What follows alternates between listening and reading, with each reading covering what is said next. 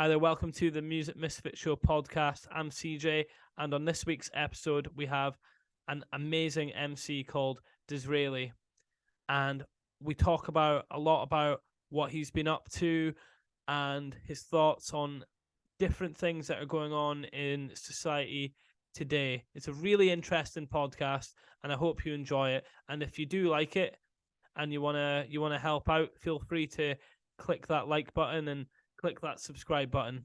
Thank you. Enjoy.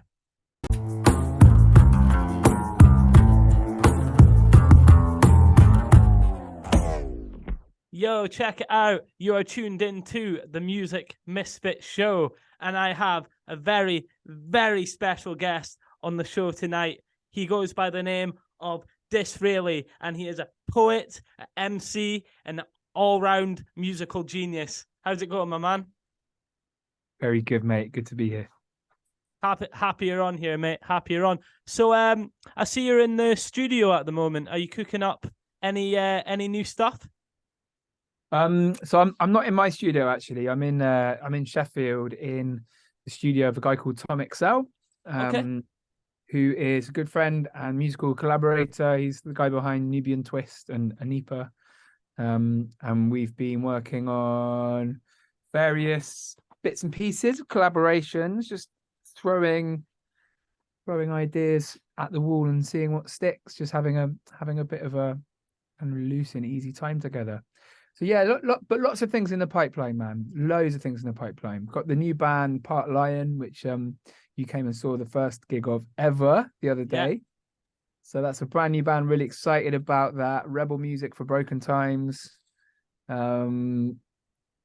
Much more on a kind of overtly defiant, system smashing feel. Okay. And then I've got the Dizraeli live album that just came out with the 8-piece ensemble with strings and choir. So that's just starting to swim around in the ether now. I believe there's a listening party for that, isn't there? That's right, yeah. I've been doing these listening parties where, well, I say been doing these. I've just done one in Bristol where we get everyone blindfolded and we meet each other blindfolded, and then we listen to the record. We end up playing instruments together. It's basically an excuse to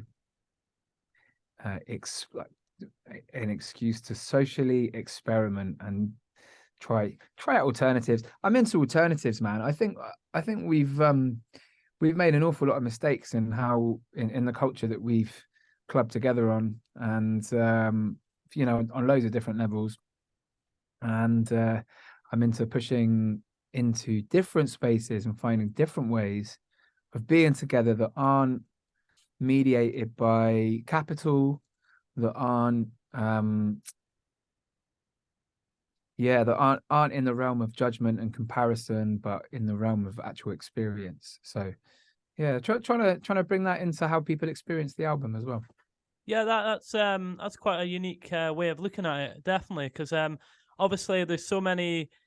Obviously, you've got venues, and obviously people can like listen to things on the internet, on Spotify, and everything. But actually getting people in blindfolding and taking away like part of their sense is really interesting, definitely. Yeah, And man, and it makes magic happen as well. People become really firm friends really quickly that meet each other like that, because yeah, they've had the ability to make all those thousands of little surface judgments, which are so limiting, aren't they? Like when we meet someone and we instantly box them into all our pre-existing stories, it's very limiting for us and it's very limiting for them. So when people are given an opportunity to really meet each other as humans, then they very quickly find compassion for each other, and friendships are formed. And yeah, it's beautiful, man. It's a lovely thing to see. I hope I do many more of them. So yeah, the next one of those is on the 24th of March, which is next Friday. I don't know when the show's coming out. Is it right now? no, it's not right now. No. Okay. It'll be Right, cool. yeah. I'll get it out there for. It'll be next. I'll get it out on time. You know what I'm saying? Before it comes. Great. Okay, cool. So the next listening party is the 24th of March, Friday. And we're going to be doing it in London this time, but people do not have to be there in person. They can also be there via the live stream. And in order to do that, they can just sign up to the Dizraeli Patreon, patreon.com/DIZRAELI, and get involved that way. Yeah. And how do you think you've changed as an artist since your first solo album? Good question. How have I changed? Or Well, I guess, changed, progressed? yeah, thanks, man. As an artist, for me is not a separable thing from as a human. And I guess as a human, I've changed many ways. The first solo album I put out was called Ingerland City Shanties, and that was 2009. I was 27. I was 27. I was in a place of breaking down and new beginnings. I was really hungry for validation. I really was very excited by the possibilities of music as well. I just kind of fairly recently discovered folk music at that time.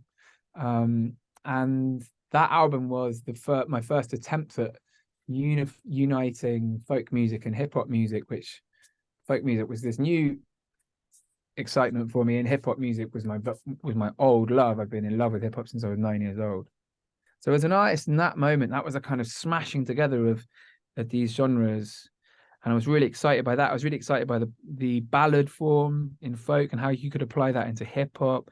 Loads of stuff I was super excited about and trying out for the first time. So between then and now, I've changed in so many ways, man. I guess one is that I'm a bit longer in the tooth, a bit less desperate to please. I'm 40 years old. I've got 2 kids. I got baby twins, who are not babies anymore, but toddlers.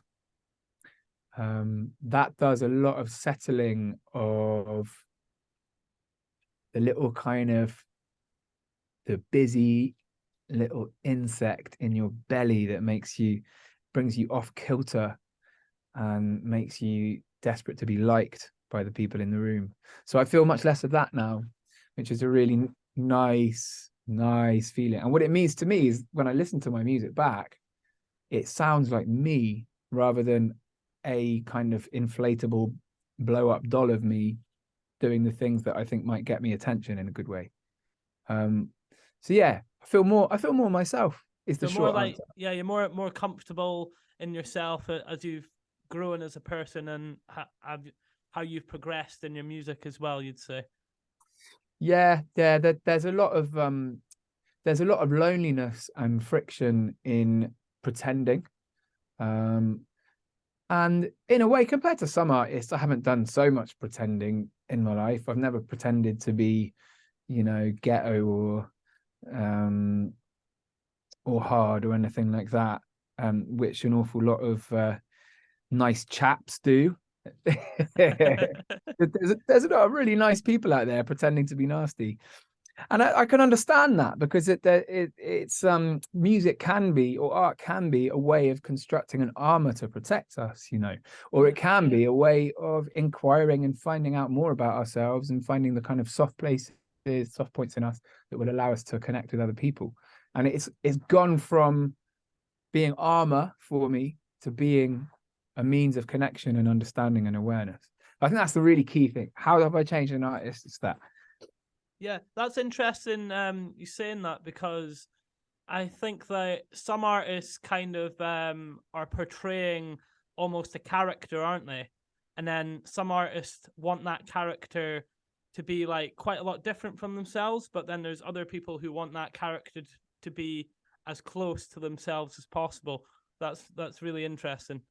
That's true. Do you know what? And that's a really nice way to put it, man. And actually, like, I don't want to like poke fun at all.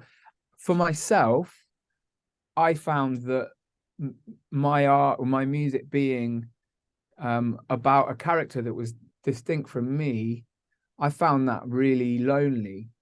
And because most of the people I was encountering in the world were through music, it meant that I felt like I wasn't being seen.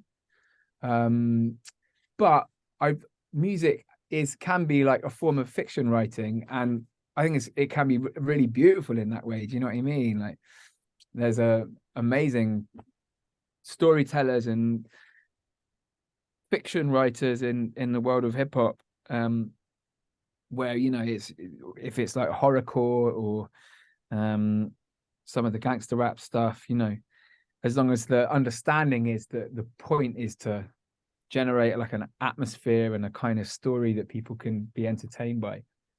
Yeah, I think 100%.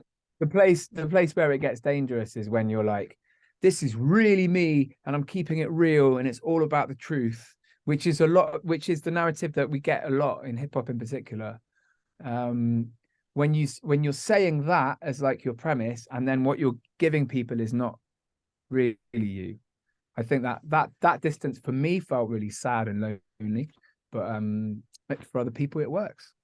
Yeah, because obviously there was that thing that happened in America with that rapper who got in a lot of trouble, didn't he? Because he was portraying to be a gangster, and then he surrounded himself with that energy, and it ended up not going too well. So Yeah, that guy with the colorful hair. yeah. Name? Anyway, Was it that guy. 6ix9ine Six something? nine. That dude, yeah. Yeah. So it's a really dangerous game if you're playing something that isn't you, because there's people out there who are actually are like that, Yeah. Yeah, you have no option but to be in that narrative, what's one of the things that I've often felt is it would be disrespectful of me to claim to come from a place of struggle or violence or whatever, because I haven't had to deal with that. And man, people that have had to deal with that, they're dealing with PTSD, they're dealing with like a really restrictive like set of cultural codes that means they're not allowed to cry in public, or whatever. There's loads of shit that I'm not dealing with that it would be really disrespectful of me to claim I've lived when I haven't, and that's part of it for me, is partly respect for those that do deal with that kind of hardship. Yeah. I want to hear your thoughts on this AI. They're creating lyrics and art through AI. I want to hear your thoughts on that. Mate, I don't want any of it. I Yeah. don't want AI in my life. I'm sure it is already in my life in a million ways I'm not even aware of. I love humanity, I love nature and the real world around me, and anything that removes me from really being in communion with that is not welcome for me. I don't know why I would want to listen to or read AI generated art. I guess it takes art to a place of like functional content that is that might kind of soothe certain needs in me using certain frequencies or certain words that elicit certain emotions or whatever. But yeah, I don't want it. I want humans. I want real flawed humans Real with their real human. flawed, Yeah. their voices with a crack in and their stories with a crack in. You know what I mean? Yeah, definitely. Have you got time for another Yeah, question? just one more if that's cool. One more. Okay. I would like. Oh, actually, it's a two-part. Can I give you two short questions? Is that Yeah. right? Okay. If you had to recommend one book for the whole of humanity to read, what would it be? Oh my Jesus. One book for the whole of humanity to read.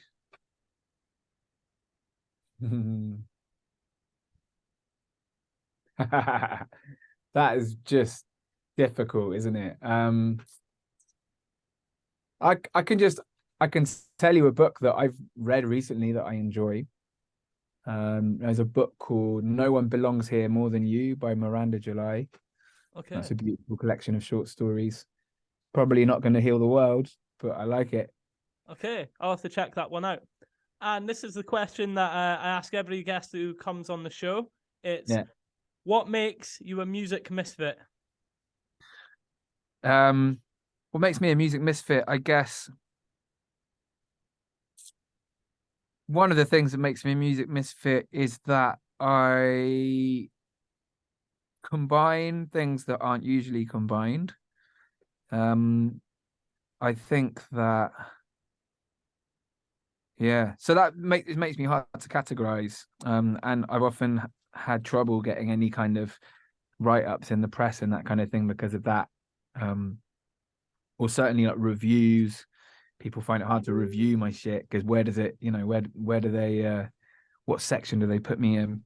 So I'm a misfit in that I don't fit into that particular like grid. And what else makes me a music misfit? I don't know, man. I guess that's for other people to judge, really. Yeah. But I love those other makers that just sound like themselves Mm. and their stories, and um, and also the role with a kind of respect for our heritage and lineage as humans. And so I hope that I embody some of that as well. I hope that I'm like, I hope that how people hear me is as part of the ecology of the world and not as this individual artist out on a limb. I hope I fit in with the with the trees and rivers rather than fitting in with the mainstream of things. That's what I hope. Yeah. But yeah, fantastic answer. Thank you very much, Dizraeli, having you on. It's been an absolute blast. And yeah, hit up his Bandcamp, his Facebook, his Instagram to keep to know what's happening, everything that's going on. Remember, his listening party is the 24th. Yeah. Of course, yes. Dizraeli, MC Dizraeli on Insta, Dizraeli on Facebook, all of that. Thank you very much, mate. Thanks for having Awesome, me. man. Yeah.